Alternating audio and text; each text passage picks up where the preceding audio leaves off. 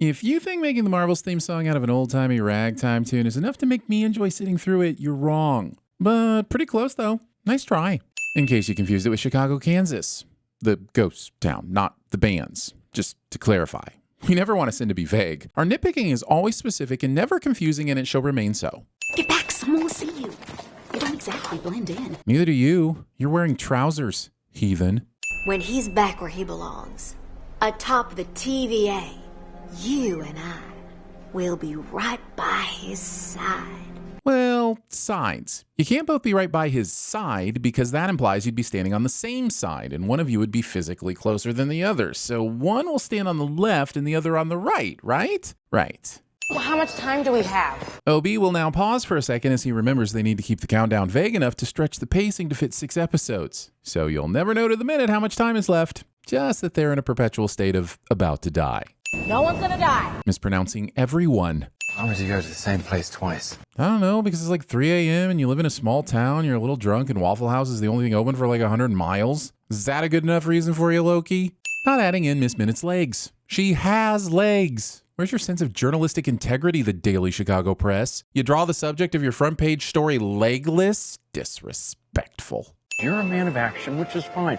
I take a more slow, deliberate, cerebral approach. Feels like this line was written by a staff member right after the Marvel execs called this season slow and cerebral. And turning Mobius into a self-insert is something that should be reserved for fan fiction. Specifically, my fan fiction, where he and Loki are dating. I call it Lokius, but only because Moby Dick was already taken somehow. We could reduce an entire culture down to a simple diorama. Winking at what you're doing doesn't make it better, Disney. And why'd they include Boulder? No one's even heard of him. I have, and I've been patiently waiting for him to show up in the MCU. Honestly, not really worth the wait. I understand we need this visual clue so they can find Kang or whatever, but every other name on the list is a German musical performance. Why is Victor presenting here? Nothing about him or his invention is German. It has no ties to Germany. And there aren't even any other inventors on this sign. Make it make sense, Marvel. Would you kindly open the bag? Unless you want everyone freaking out, you stay in that bag until I tell you otherwise. Okay, how does Miss Minutes work? How's she even contained by a bag? She's an advanced sentient AI capable of running the entire TVA, but now she's stuck in a bag? Is she attached to a micro projector?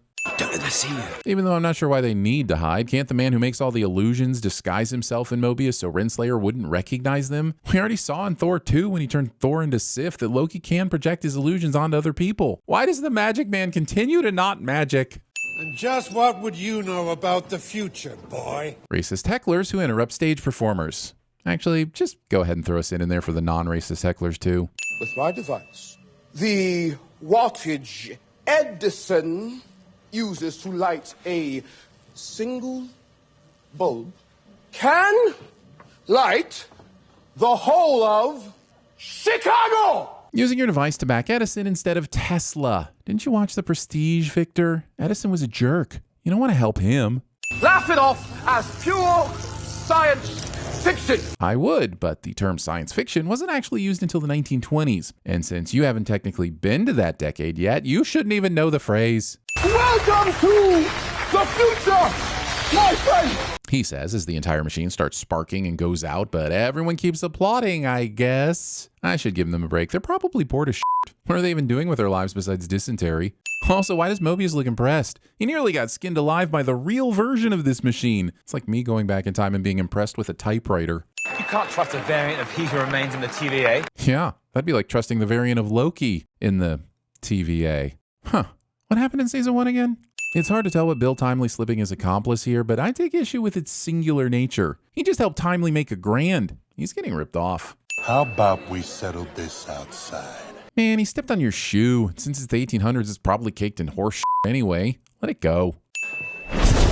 Hang on, Loki's powers up until this point have mostly been illusions. Now, sure, season 1 added dagger summoning and energy blast, but now he can straight up teleport people away? You can't just color whatever he does green and expect us to go, oh, that must be something Loki can do now. You need to set up some clear rules or limits to his powers. And it shouldn't include stepping on the toes of Kurt Wagner. Mechanical trousers? I know, Mobius. I'm shocked too. No one steals from Wallace and Gromit and gets away with it. We have a He Who Remains variant. Wait, if they're on the sacred timeline, can there be any variants present? Wouldn't this mean Timely is the original version and He Who Remains is the variant? Oh, wait. My bad. I actually don't give a shit. But if the loom fails and the TVA is destroyed, there won't be a life to go back to. Is this confirmed? I thought He Who Remains put together the TVA to stop his variants from popping up, not to save all of time itself. Though maybe that's one and the same, or maybe I still don't give a shit. Can I play the "you tried to kill me" card? Mobius, you and I both know that depends entirely on how much mana you have free on the field. Check and see what you have tapped. I'm not teaching you how to play this game again. If you and the TVA hadn't messed with him, he'd have remained harmless. Not necessarily. Kane could have had 1,000 other plans to reactivate him. Or maybe he would have found a way to time travel and figure things out on his own. There's just no way to know he'd be harmless for sure. I ask again, how does Ms. Minutes work? Are her footsteps causing the sound, or is she broadcasting what they should sound like? And is she a projection, or does she have some kind of hard light physical form, because she's tearing down this banner now? Just what are the rules with her? Man, it, I actually do give a shit. It can go down to 40 degrees. Wow. 40 degrees, you say? That's practically summer temps when you're in the middle of a windy city winter. Chicago winters. It took 2 minutes to almost lose the upper half of my ears to frostbite just getting off the L. A refrigerator chair. Yeah, refrigerator chair. I want one of these now. Why is he selling Go-Go Gadget pants instead of these things? Refrigerators haven't even been invented yet. I'm here because I know what a great man you can become. I'm starting to get a little uncomfortable. I mean, I'm sure they won't, but if the writers do go down the path of a Miss Minutes romance, I feel obligated to warn you, that's worth an automatic 24 sins, one for each hour of the day. We had to stop encouraging appliance romances after Jeremy started getting a little too into his Brave Little Toaster fanfic. He switches sides. It's a well-documented behavioral trait. Show thinks we'll take a sin off for this obvious nod to Loki's history in the MCU, and Show underestimates how tired we are of self-referential humor. Now eat an apple or something already, jeez. I do all my sales in Chicago, but my lab is in Wisconsin. But earlier you said your lab was Across the lake. And I hate to be the bearer of bad news, but if you're crossing Lake Michigan from Chicago, you're arriving in Michigan. In fact, I can show you exactly where on my left hand. His face looks a lot worse now than it did in the cabin earlier. Remember when Loki did cool stuff besides just generically blasting people with green particle effects? Remember in season 1 when Richard E. Grant made that super cool city illusion to distract the giant smoke monster? I miss that. This is the Loki equivalent of an old man Neo from Matrix Resurrections. Just kind of blows people back with his powers or whatever. This way. Away from their hiding spot, even though they have no reason to move from this spot while they wait for the trace. Maybe they're leaving for more snacks. Excuse me? Oh, excuse me. Continually cutting in line. I wonder if it's because he's obsessed with controlling time, and even doing little things like cutting in line makes him feel like he's in control of the way time flows around him. Or maybe he's just a prick. And now the shore appears to be going by them on the starboard side, which means they're going south towards Indiana instead of north towards Wisconsin, like he said. You're going to end up in Gary, Indiana, the place that proves you should never name a city the same thing you'd name a male child born in 1947. You brought it to him the way the postman brings the post. No, she didn't. The book she delivered wasn't bent in half and crammed under my door, half chewed by a dog. I always knew my ideas were good. I just didn't have the technology to make them really work. I also don't think you had the basic fundamentals of advanced mathematics and physics to be able to understand anything in that book, but what do I know? Definitely not advanced mathematics or physics is the answer.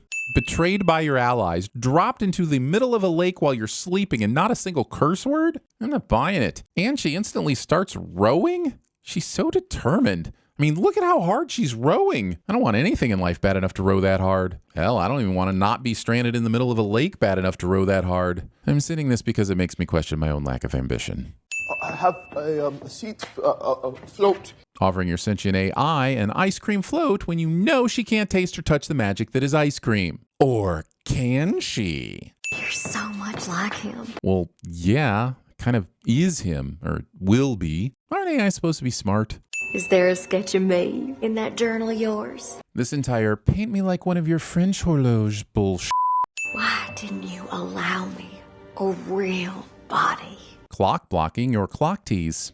Put that down. Don't do this for a team. You need me. I love you. So Timely shuts her down, but how? She has a remote and an off switch? Then how does she operate independently? When Ravonna got to Chicago in the beginning of the episode, Ms. Minutes was waiting for her, right? Where was her remote then? The fact that I'm spending multiple sins trying to figure out exactly what turns on a clock in both senses of the word was not on my Marvel bingo card today. Who enters a secret lab like that? You're not going to scope out the place first? Make use of a little stealth? You're just going to go full Kramer? You never go full Kramer. Move any closer, and he's done. I mean, not really. If you prune him, he'll just be spit out at the end of time. And we've already seen that area can be easily accessed with a TemPad. So kind of an empty threat, Renslayer. We've all lost our way, but someone has to keep track of the big picture here. Plea from the screenwriters to Kevin Feige somehow makes its way into the episode. I suppose I've been a box you've been wanting to tick for a long time. I mean, she did tick your box in season 1, right? Why can't I remember season 1 at all? Hold on. How the did Renslayer get this back from Victor? He was the one who imprisoned Ms. Minutes. Did Paul Rudd teach her sleight of hand? Also, you stranded her at the end of time, but you didn't check her for a TemPad? How dumb are you, Sylvie? So you just pop back anywhere with that little device. This is like my mom grounding me from my N64, but forgetting I have a Game Boy in my backpack. To be set adrift on Lake Michigan, a human popsicle. Welcome to the world of tomorrow! A book about me? I'll be a star! I regret nothing except this part. But there was one whim you never allowed me. Why didn't you allow me a real body? I knew it. You're trying to seduce me.